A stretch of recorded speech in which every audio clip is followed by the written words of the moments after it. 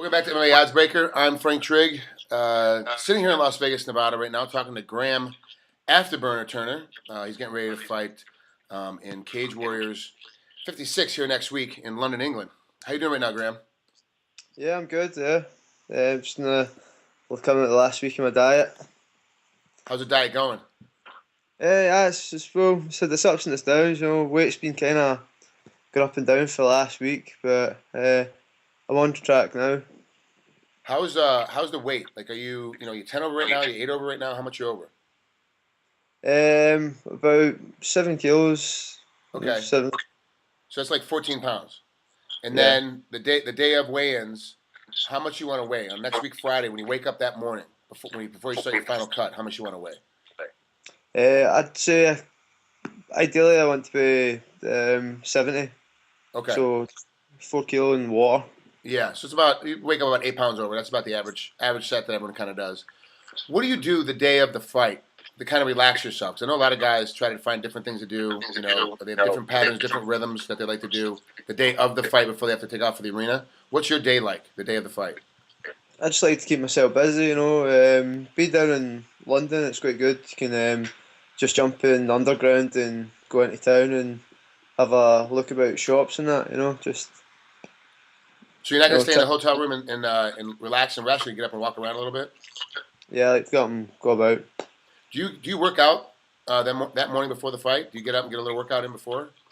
Nah, I just all the time I do anything and I'm actives warm up for the fight. All right, well, do me a favor. Why don't you go ahead and can you break down Nad Narimani for me? He's only 5-0. He doesn't have that much. He's got no experience at all in Cage Warriors to speak of. But he's 5-0 overall as a fighter, and you're coming in with a 22-7 record. So from an experience level, you're way ahead of him. Like he hasn't had nearly as many fights as you have. What do you think he does when he brings into the cage, and what are you going to use to try to beat him with? Well, I've had a couple of looks at his last two fights, and he's quite a good striker, and he has got really good wrestling. So um, I'm just going to be the more aggressive, and if he tries to take me down, I'm gonna you know stuff him against cage. I'll take him down. Comes to striking, I'll just pick him apart. Now, a lot of people here in the U.S. haven't seen you fight because they just now started to realize that they can see you fight live on MMAJunkie.com next week Saturday. They don't really know what your style is. So if you had to explain to the folks at home that haven't seen you fight before, what kind of style would you say that you have? My styles, I'd say my most victories come from my ground and pound. Finished a lot of fights with ground and pound, but I have got a legit striking background. I've came from a striking club, and along the way I've picked up. Wrestling's improved a lot over the years. So start off strike and then look to take them down and put them away with ground and pound. Who's your wrestling coach? Do you have one right now?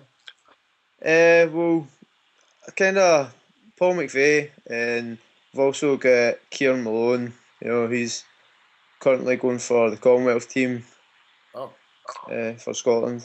okay. And how is MMA in Scotland? Because you don't really hear that much about when all UK fighters are kind of lumped in together. Over here in the States, we don't really separate everyone from their different countries. How is the MMA scene in Scotland right now? It's getting better, getting with Cage Warriors coming to Scotland. Also, it's been really big. We've got a lot of young fighters that are up and coming. We've got likes of Robert Whiteford, who's signed with Cage Warriors. We've got Stephen Ray, who's also just signed with Cage Warriors. Pretty some young guys that are coming through. Yeah, it's been quite an interesting ride since I've been helping doing some of the shows with Cage Warriors from a commentating standpoint. You get to see so many up and coming guys, and then you see guys that all of a sudden they jump from Cage Warriors right to the UFC, or they jump to Cage Warriors right over to Bellator, or they come from Bellator back down. Like a lot of guys there's a couple of different fighters now that made the jump up, and they're swinging back and forth. Is your goal at some point to be able to have the title, have the belt at Cage Warriors, and have to vacate it because the UFC comes calling or a big organization comes calling? Yeah, definitely. I've been wanting to get my hands on that belt, and also do want to be the first Scottish fighter to reach the UFC. That'd be outstanding if it could be you to make it come across. It's like, and Graham Boylan, the promoter for Cage Warriors, that's kind of things that he does. He pushes you guys to go on and grow up and go to bigger organizations. You fought for a couple different promotions? Do you like the way that Graham runs Cage Warriors? Oh, definitely. I've always said this. Cage Warriors is very well organised. It's give you plenty of notice when you're on, and just the time scales. It's really professional compared to most of the shows that I've fought in. Yeah, it's more professional than most of the organizations I fought in. So I totally understand. So Graham, I really want to appreciate you coming on here. Thanks for taking a couple of minutes to be on here with us on MMA Oddsbreaker, and I'll see you next week in London. Right, thanks, man. Thanks for the time. Really appreciate it.